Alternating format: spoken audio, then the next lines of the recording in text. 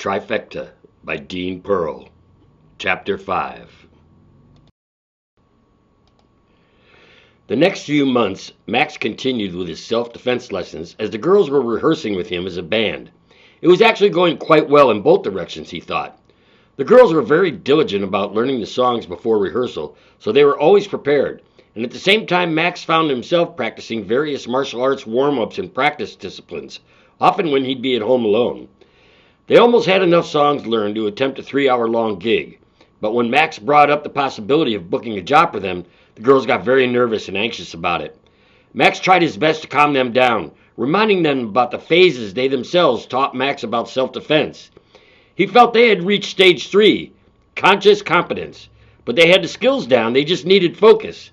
But he had to convince them of it before he would attempt to play out anywhere.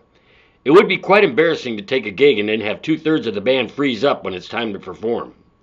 Max suggested that they record themselves playing a song and put it out on Facebook to see how their Facebook friends and acquaintances thought about it. They would just record audio with no video and then see what random people thought about the sound and quality of their performance. The girls agreed that it would be an acceptable way to test their newfound skills, and at their next rehearsal they recorded 2 songs together. The girls chose 2 songs that they thought they sounded best on. One was the up-tempo, Play That Funky Music, and the other was a ballad by Clapton called Wonderful Tonight. The next day, all 3 of them posted the 2 songs on their Facebook feeds and claimed it was a new local band that they went to watch the night before. The reviews started coming in almost immediately.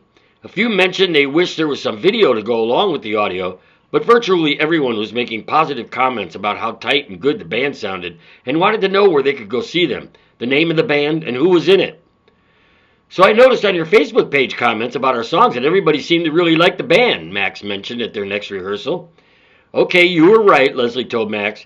"Maybe we are a little better than we were giving ourselves credit for." "So what are you suggesting," Wesley countered to Leslie, "that we go ahead and book our first gig together?" She looked at her sister with a smile that seemed to say, "I'm not sure, so talk me into it." Max picked up on the apprehension immediately. "What do you 2 need, a written invitation?" Max laughed. "I'm going to go ahead and see if I can't get us a gig in a couple of weeks.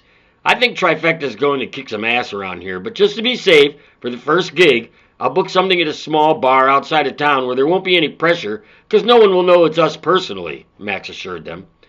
The girls nodded affirmatively at each other. The following Friday, Max was once again walking home from his weekend gig, when at the same alley he was robbed at before, the same guy approached him again. He didn't recognize Max, but Max recognized him immediately. This time, instead of a gun, the man was wielding a switchblade knife, which he popped open right in front of Max to intimidate him. The stranger told him to drop the guitar case and give him all his money. Max's mind began to race as adrenaline started pumping through his body as he was contemplating whether or not to square off with this thief. He suddenly just went for it and threw a kick that hit directly into the man's hand that he was holding the knife, sending it flying through the air 20 feet away.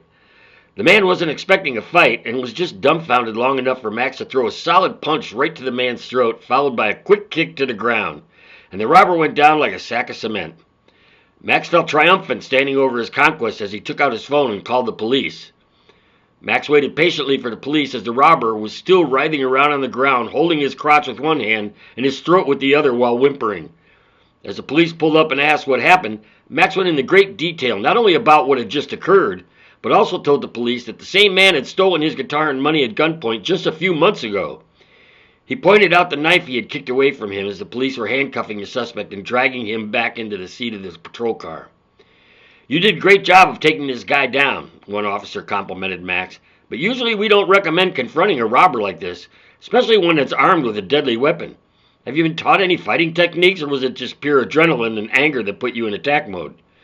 You probably won't believe it, but right after the last time he robbed me, I started taking self-defense lessons at that little dojo up the street.